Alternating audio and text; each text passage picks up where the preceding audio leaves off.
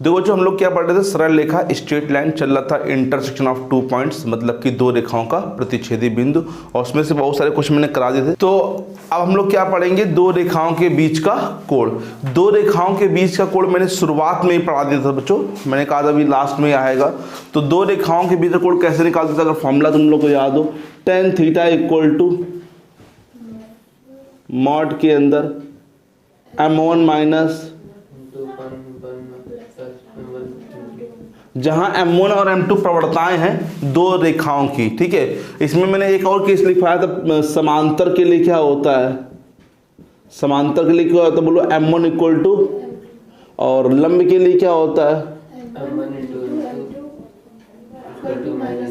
ठीक है, ये मैंने लिखवाया था, ठीक है। तो यही हम लोग अब फॉर्मूले भी यहाँ पे ये वाला यूज़ करेंगे, क्योंकि वहाँ पर यूज़ नहीं हुआ होता, एक जगह यूज़ हुआ है, लेकिन अब इसके क्वेश्चन यहाँ पर आएंगे कि दो रेखाओं के बीच का कोण पूछा जाएगा, और भी क्वेश्चंस आएंगे नए टाइप के यहाँ पर, तो वही हम लोग यहाँ पे करेंगे। और कोई टॉपिक नया है बच्चों में?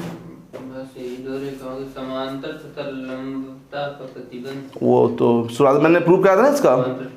ठीक है। चलो question number first, example number first start करते हैं पहले इसका। बोल,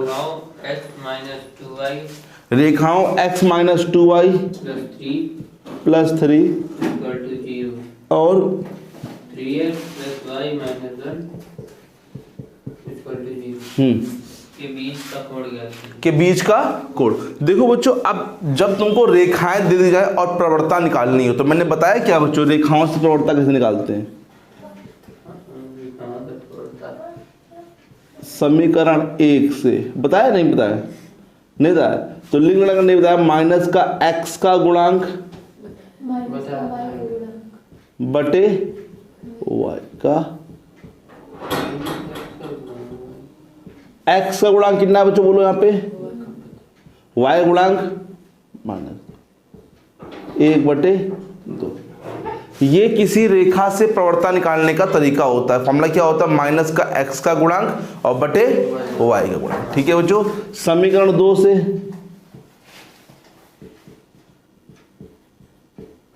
m2 बराबर माइनस x का गुणांक बटे कितना है बच्चों, 3 और बटे 1, मतलब माइनस का 3। सही है बच्चों, बोलो नहीं आया क्या? अब फॉर्मूला क्या होता है, दो रेखाओं के बीच का कोण बराबर tan theta equal to m1 minus 1 plus m1 कितना है 1/, m2 कितना है, तो प्लस 3 रहेगा बच्चों, ये 1/2 और ये बच्चों ऊपर कितना आएगा जल्दी बताओ बच्चों, हल करने पर 2 तियां और 1। बच्चों ये डायरेक्ट करना सीखो तुम लोग, ठीक है। यहाँ पहले गुणा करेंगे तो माइनस 3/2 होगा ना बच्चों, बोलो 3 एकम 3/2, लासा बोलो यहाँ कितना होगा, 2 एकम 2 माइनस 1/2, 2 से 2 क्या हो जाएगा, क्या बचेगा, लेकिन क्या हो जाएगा, थीटा इक्वल टू बोलो क्या सोचते हो इसको, ठीक है बच्चों। हाँ क्या है नेक्स्ट बच्चों, y इक्वल टू 2 ब्रैकेट में माइनस रूट 3, नहीं 2 minus root 3 bracket 2 minus root 3 in bracket x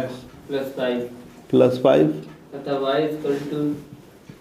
bracket 2 plus root 3x minus 7 के बीच का कोण ज्ञात करें। के बीच का कोण ज्ञात कीजिए। देखो बच्चों यहाँ भी बीच का कोण ज्ञात करना, देखो एक हमने बताया तुम लोग को फॉर्मूला है m इक्वल टू माइनस का x का गुणांक बटे y का गुणांक।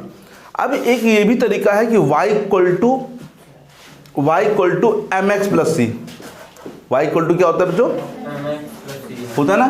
तो समीकरण एक से बताओ m1 कितना हो जाएगा, वो बताओ इससे, 2 माइनस, और समीकरण 2 से 2 डाल दे, बोलो तो कितना हो जाएगा। देखो अब समझो, हमें डिपेंड रहना पड़ेगा प्रवणता निकाले कैसे। जैसे हम लोग को अभी पिछले देखा तुमने कि 2x प्लस का 3y इस प्रकार से लिख के आए समीकरण। अब जब इस प्रकार से लिख के आए ax प्लस का by प्लस c इस टाइप में लिख के आए तो फॉर्मूला लगाना m इक्वल टू माइनस का x का गुणांक बटे y का गुणांक। बट जब तुमको इस फॉर्म में दिख जाए y equal to mx plus c के फॉर्म में, तो डायरेक्ट बताना कि m क्या यहाँ पर है 2 माइनस रूट 3। ठीक है, अगर तुम उससे भी निकालोगे तब भी आंसर वही आएगा, लेकिन इसमें तुम्हें x y एक तरफ करने पड़ेंगे बच्चों यहाँ पे। ठीक है, इसमें बच्चों बोलो, अब निकालो कोड बच्चों। tan थीटा इक्वल टू बोलो फॉर्मूला क्या होता है बच्चों, m1 minus 1 plus 2 minus root 3 sorry और 2 प्लस 1 प्लस 2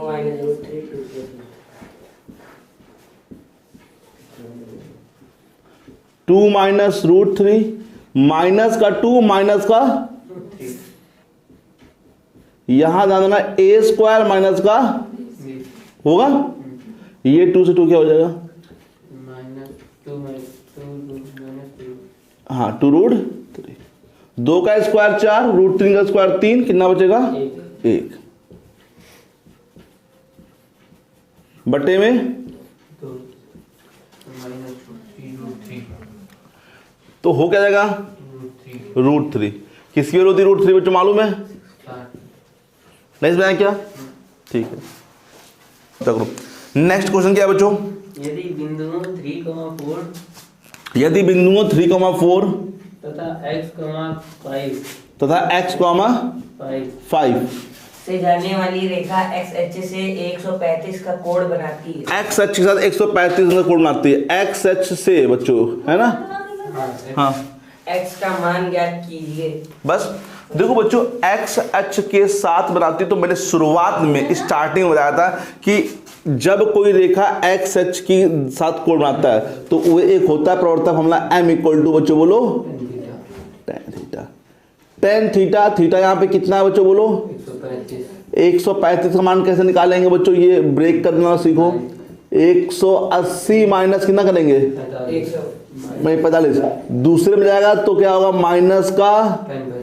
क्योंकि ये सेकेंड वाला है, सेकेंड वाला होता है साइन और कॉसेक का, जा टेन रहा है, और 180 में अनुपात नहीं मिलता बच्चों। m बराबर कितना आ गया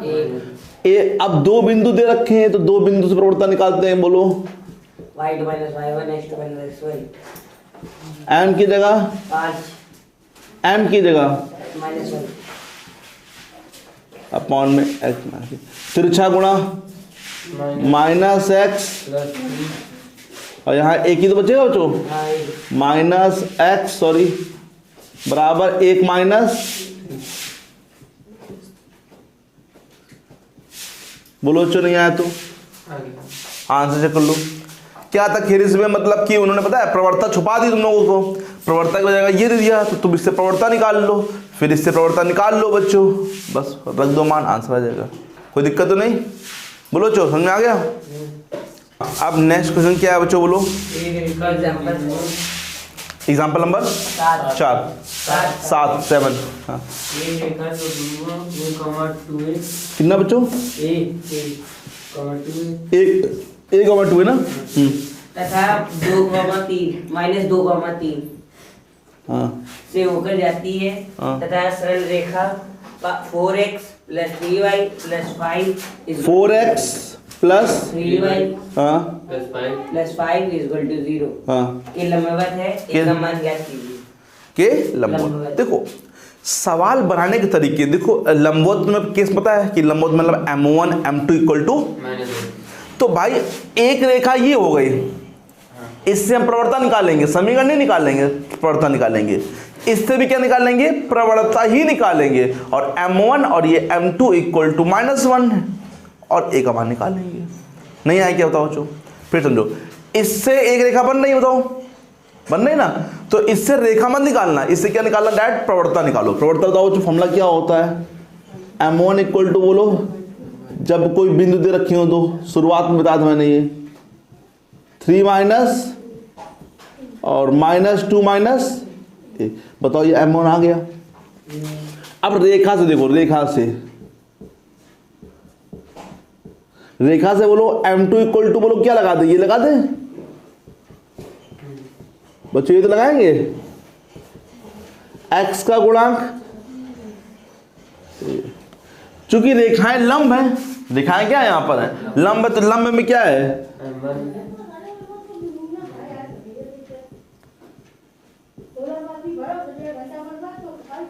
m1 m2 equal to,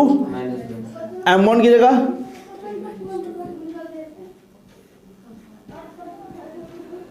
m2 कितना है, बराबर, देखो ये माइनस से ये माइनस कर सकता है, सिंगल निकल। अब 4 से गुणा करो, गुणा करो 4 तिया माइनस, माइनस कट गया ये लाइए, ठीक है, इसी का इससे नहीं काटते क्योंकि यहाँ पे 2 टर्म्स है, 3 दूनी इक्वल टू तिरछा, सिंपल हल करना बच्चों, 12 माइनस माइनस 8 है, माइनस 6 माइनस का, बोलो चो, माइनस का 5 है, कट गया, 18 नहीं आया क्या समझ में, चेक करो आंसर मैच कर रहा है कि नहीं मैच कर रहा, मैच कर रहा, समझ में आया था क्वेश्चन, मतलब आया, ये तो आगे चलो ठीक है, समझ में आया क्यों कैसे क्या किया, इससे रेखा मत निकालना, प्रवणता ही निकालना है बच्चों, हमें रेखा क्यों चाहिए, प्रवणता के लिए चाहिए, तो प्रवणता डायरेक्ट निकाल लो ना, और इससे भी प्रवणता निकाल लो, अगर समांतर का समांतर लगा दो, लंब का लंब का लगा दो बच्चों, हो गया क्वेश्चन। तो हाँ बच्चों नेक्स्ट क्वेश्चन क्या दे लो, एग्जाम्पल और पूछ लो,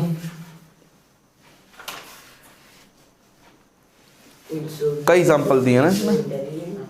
यदि एक 4 बिंदु दिए, एक समद्विबाहु समलंब चतुर्भुज के शीर्ष जिसमें समद्विबाहु समलंब चतुर्भुज के शीर्ष है, तो